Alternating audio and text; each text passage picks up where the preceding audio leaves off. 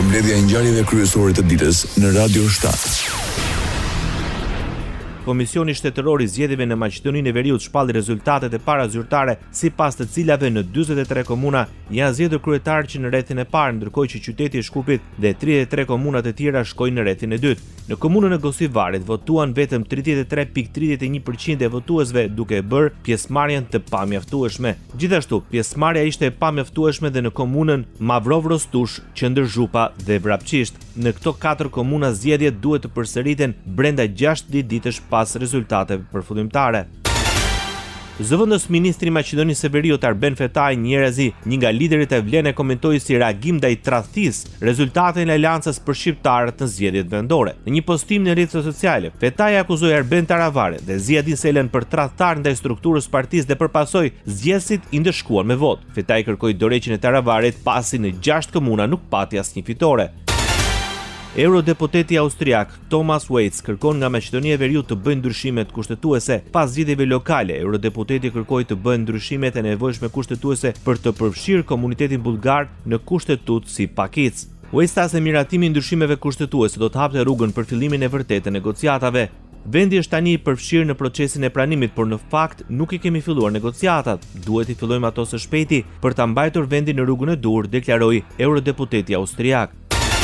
Autoritetet serbe kanë pranuar kërkesën e prokurisë themelore Manastir të Maqedonisë së Veriut për bllokimin e 10 automjeteve të blera në vitin 2025 nga një person juridik me selin në Beograd. Prokuria ka vërtetuar lidhje pronësore mes automjeteve dhe një personi të dyshuar për keqpërdorim në Tec Manastir të Republikës Maqedonisë së Veriut, ndaj të cilës është hapur hetim më 9 tetor. Sipas prokurorisë, nga autoritetet serbe është kërkuar që personi juridik, drejtuesi i tij ose një person tjetër në emër të tyre të mos i tjetërsoj apo disponoj automjetet, pasi ato dyshohet se janë blerë me përfitime të palishme për vepra penale në hetim. Krahas asaj është kërkuar dhe pranuar që të sigurohet të hapet një kasafort në një bankë serbe, të cilën e zotroni dyshuari për të kontrolluar përmbajtjen e saj. Rajoni.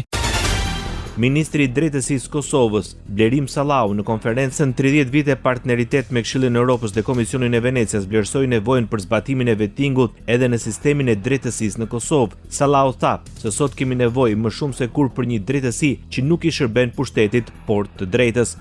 Një drejtësi që nuk trembet nga vërteta, por kërkon atë. Një drejtësi që nuk është e verbër përballë padrejtësisë, por e ndjeshme ndaj vendjes shtetërore. Dhe mos harrojmë se vettingu nuk është fundi, është vetëm fillimi, është dera që hapet për një sistem të ri, më të ndershëm, më të përgjithshëm. Dhe kjo derë duhet të mbrohet nga gjithë ne me kurajo, me vigjilencë dhe me përkushtim. Deklaroi ministri i Drejtësisë i Kosovës. Të panevojshme ka komentuar Vjosa Osmani kërkesën e listës serbe në gjykatën kushtetuese për pezullimin e punës së kuvendit. Ka pas vonesa të jashtëzakonshme në krijimin e institucioneve dhe besoj që kjo është edhe një tentim tjetër për vonesa, të cilat, siç e dini, e kanë dëmtuar interesin e Kosovës. Janë bërë shumë muaj pa qeveri e cila do të kishte mandat të plot kushtetues. Pas interesimit të gazetarëve, presidenti Osmani tha se vonesa e krijuar nga lista serbe po dëmton interesat jo vetëm të Kosovës si shtet, por të gjithë qytetarëve, përfshirë edhe serbët. Tash pasi që kuvendi është konstituar në përputhje me aktgjykimin e fundit të gjykatës kushtetuese, që të kemi një qeveri me mandat të plot. Krijimi i qeverisë pastaj mbaret tërësisht nga koalicionet mes partive politike dhe aty si presidente unë nuk mund të ndërhyj. Radio 7, zëri pozitiv i qytetit. Mungesa e vullnetit për ta zbatuar reformën në drejtësi me të njëjtin idealizëm dhe ndëshmëri me të cilën u ndërtua është një nga shqetësimet kryesore të ngritura nga kreu gjykatës së lartë në Shqipëri, Sokol Sadushi, gjatë konferencës me temë 30 vite partneritet dhe progres Shqipëria, Këshilli i Evropës dhe Komisioni Venecias. Kryetari Sadushi vlerëson se reforma nuk është një projekt vetëm i drejtësisë, por një sfidë kombëtare që përfshin politikën, administratën dhe çdo institucion që mban përgjegjësinë ndaj qytetarit. Frymja e kësaj reforme megjithatë mbartet dhe sfida të mëdha që lidhen me ruajtjen nga deformimet, mbrojtjen e pavarësisë së institucioneve të reja dhe përgatitjen e një brezi magjistratësh që duhet ta kuptojnë reformën jo si mekanizëm kontrolli, por si një akt përgjegjësie personale. Paqja e rëndësishme është edhe për zgjedhja e magjistratëve dhe jo magjistratëve në organet e qeverisjes. Sadushi theksoi se drejtësia shqiptare duhet të hyjë në fazën e vetëpërmirësimit dhe të konsolidimit, duke çliruar veten nga kompleksi i reformave dhe duke fituar besimin përmes sjelljes dhe vendimeve të ndershme. Kryetaria e Gjykatës Kushtetuese Olta Zaçaj kërkoi që Komisioni i Venecias të mos përdoret si mjet për të kontestuar vendimet e Gjykatës Kushtetuese, të cilat janë përfundimtare. E pranishme në takim, Zaçaj nënvizoi se kërkimi i një opinioni këshillimor duhet të ndodhë paraprakisht dhe jo të përdoret si mjet për të kontestuar një vendim të dhënë. Procesi konsultativ me Komisionin e Venecias nuk mund të përdoret për të shmangur ose relativizuar vendimet e Gjykatës Kushtetuese, të cilat janë përfundimtare, detyruese dhe nuk mund të vijë në diskutim nga asnjë organ i pushtetit dhe as nga vetë ajo.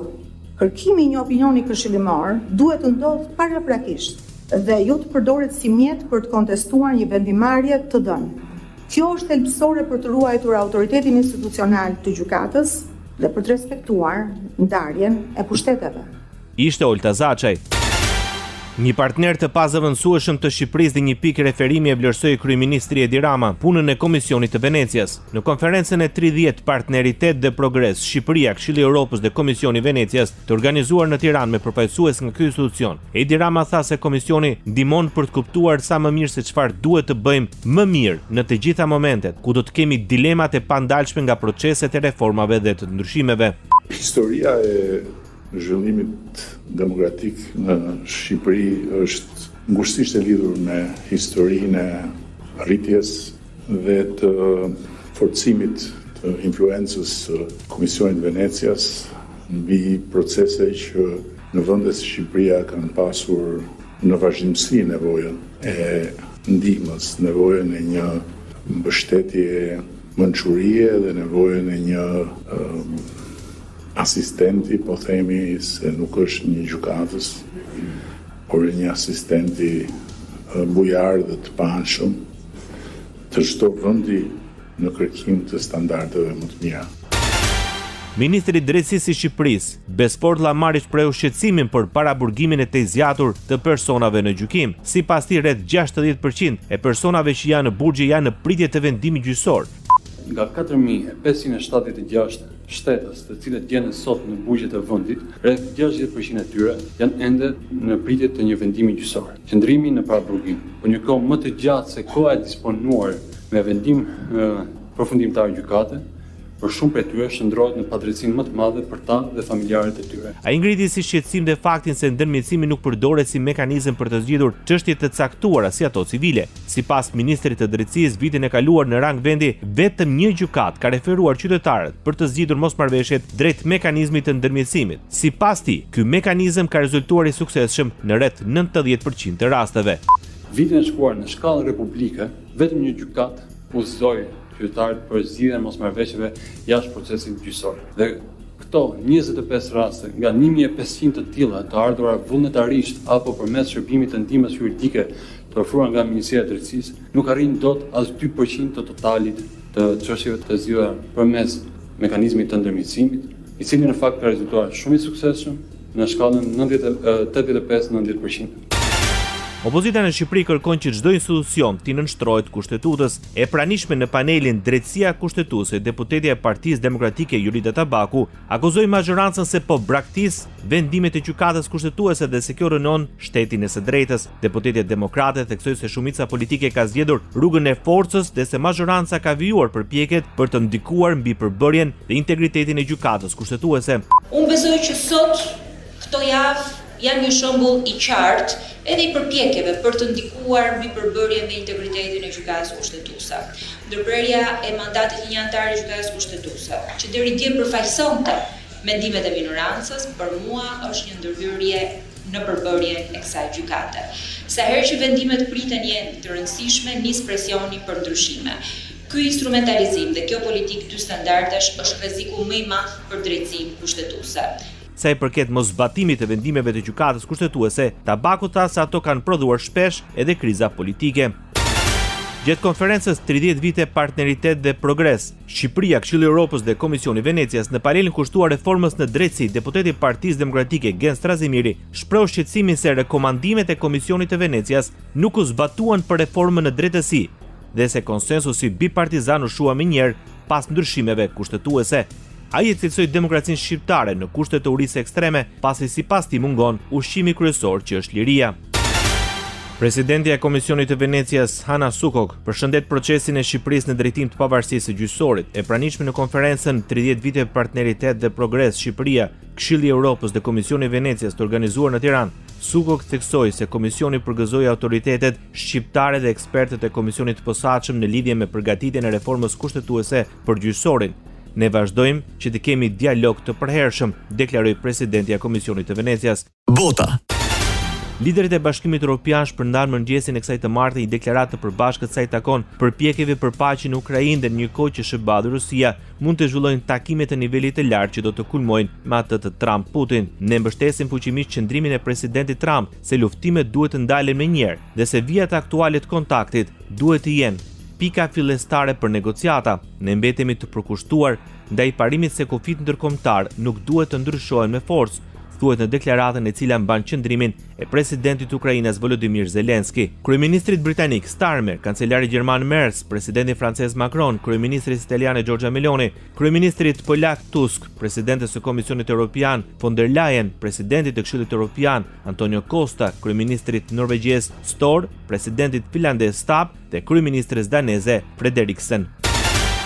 Moska ka hedhur akuzën ndaj Bashkimit Evropian dhe NATO se po përpiqen të sabotojnë takimin Donald Trump-Vladimir Putin që pritet të mbahet në Budapest, Hungarisë. Vendet që përbëjnë Bashkimin Evropian dhe NATO po punojnë për të penguar gjithçka. Ata janë forca më shkatruese në skenën ndërkombëtare, prandaj nuk është për tu habitur që ata angazhohen në të gjitha llojet e sabotimeve. Ne jemi të gatshëm për këtë dhe dim si kundërshtojmë ata, tha zëvendës ministri i jashtëm rus Sergej Rabkov, kur u pyet në lidhje me rrezikun e anullimit të takimit Trump-Putin.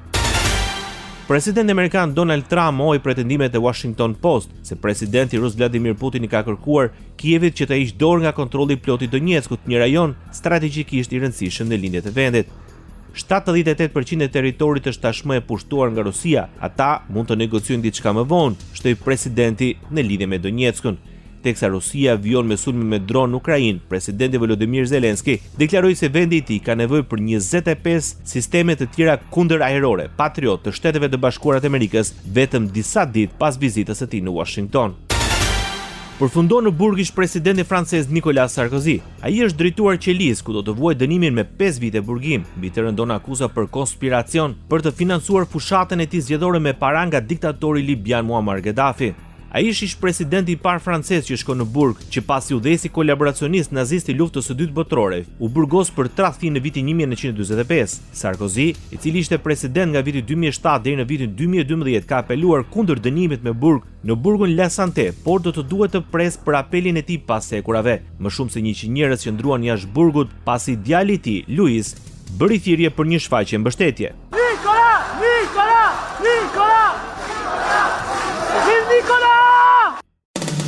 Ndoqët edicionin informativ të lajmeve në Radio 7, zëri pozitiv i qytetit.